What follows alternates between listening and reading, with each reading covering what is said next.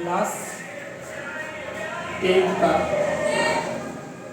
हम लोग देखेंगे आज एक्सरसाइज 3.2 का तीसरा क्वेश्चन। ये बड़ा आसान है, बहुत आसान तरीके से सॉल्व करेंगे हम लोग। और पिछले क्लास में हम लोग देखा था कि हम लोग तीन चीज़ देखे थे। एक देखे थे प्रतिच्छेदित रेखाएं, इसके बाद एक समपाती, दूसरा क्या था आपका समानांतर।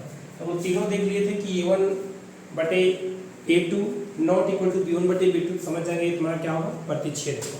इसके बाद क्या था कि A1/A2 बराबर B1/B2 बराबर C1/C2, ये आपका क्या हो जाएगा, समपाती हो जाएगा। ठीक है। इसके बाद ये क्या था कि A1/A2 बराबर B1/B2 not equal to C1/C2, तो क्या होगा आपका, क्या होगा, ये आपका हो जाएगा समानांतर। ये हम लोग कर लिए थे।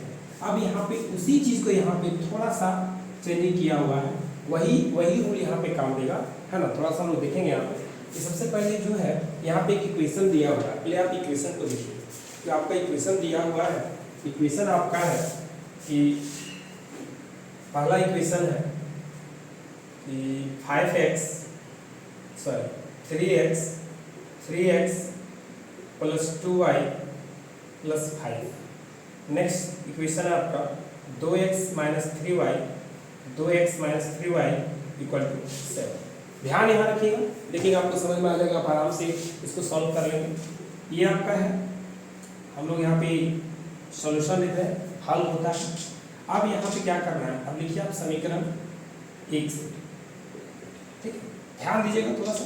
आपका 3x plus 2y equal to कितना है, 5 है। ठीक है, तो आप इधर लेते आइए इसको, तो प्लस है तो क्या होगा, माइनस होगा। 3x प्लस 2y और माइनस 5 इक्वल टू क्या हो जाएगा, 0। सबको एक तरफ ले आइए। अब यहाँ पे देखिए हम लोग पढ़े थे समीकरण हल करने में कि अगर ये बराबर के ये साइड में रहता है तो लोग इधर लाएंगे तो क्या होगा, साइन बदल जाता है। प्लस है तो माइनस हो जाएगा, माइनस है तो प्लस हो जाएगा। इधर वाला भी उधर जाएगा, बाएं साइड से दायां साइड जाएगा तो क्या होगा, साइन बदल जाएगा। ठीक है, तो चलिए अब हम लोग यहाँ पे देखते हैं किधर हो गया। अब A1 इक्वल टू क्या हो गया, 3, B1 equal to 2, C1 equal to -5। आप देखेंगे समीकरण कितना, 2।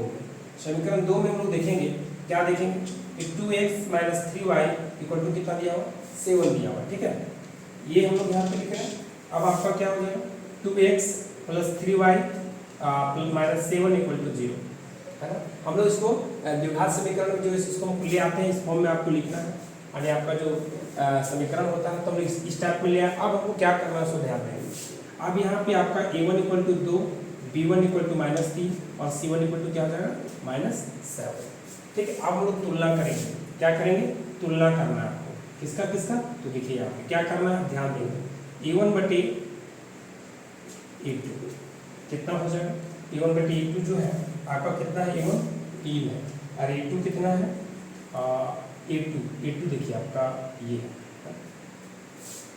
समीकरण। हाँ, A2 आपका ये A2 D2 और C2, A2 के हाथ से लिख लिया करना, है ना। तो A2 कितना हो गया, 2। फिर B1/B2 कितना है, तो आपका 2। B2 कितना है, -3। C1 कितना है, C1/C2 C1 कितना है, C1 आपका -5 है और C2 कितना है, C2 आपका जो है वो आपका क्या है, 7 है, -7। ठीक है, अब आप जो है इसको करिए। आप जो है A1/A2 B1/B2 और C1/C2, अब इस फॉर्म में हमको क्या करना है, सेटअप कर देना है। तो क्या हो जाएगा, 3/2, 2/-3, 2/-3 और आपका हो गया -5/-7। देखिए सारा डिफरेंट है, ये दोनों बराबर है नहीं, ये दोनों बराबर है नहीं, यानी नॉट इक्वल टू, यानी ये आपका हो गया प्रतिच्छेद।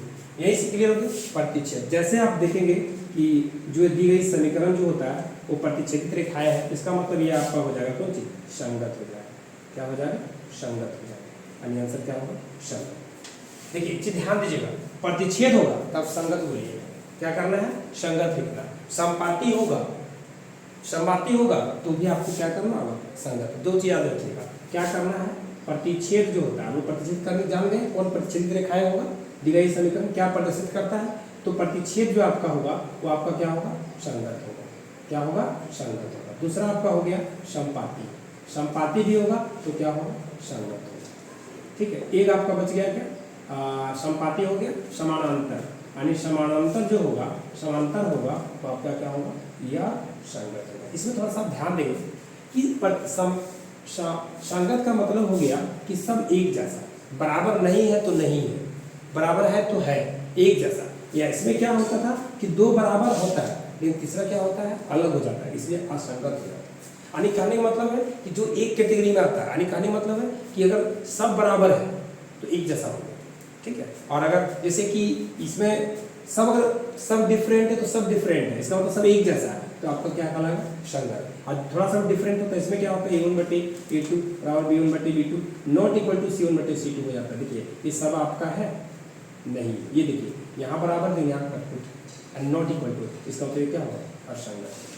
अगर तीनों बराबर, देखिए तीनों बराबर, यहाँ बराबर यहाँ बराबर, इसका मतलब हो गया सब एक जैसा है, यानी ये आपका संगत है, ठीक। आप सिर्फ इसमें दो चीज याद रखिएगा कि प्रतिच्छेद संगत, संपाती संगत और समांतर क्या होगा, असंगत। बाकी क्वेश्चन आपका सॉल्व है, कोई दिक्कत नहीं है। आप इस तरह एक बार इसको क्या करना है, ये तो हम लोग पिछले क्लास में देखे ही लिए हैं, पहला क्वेश्चन हम लोग देखे तो दूसरा क्वेश्चन में है ना, तो अभी हम लोग देखेंगे, सिर्फ ये याद कर लीजिए, आपका संगत और संगत में कहीं दिक्कत नहीं होगा, ठीक है। तो मिलते हैं हम लोग नेक्स्ट वीडियो में।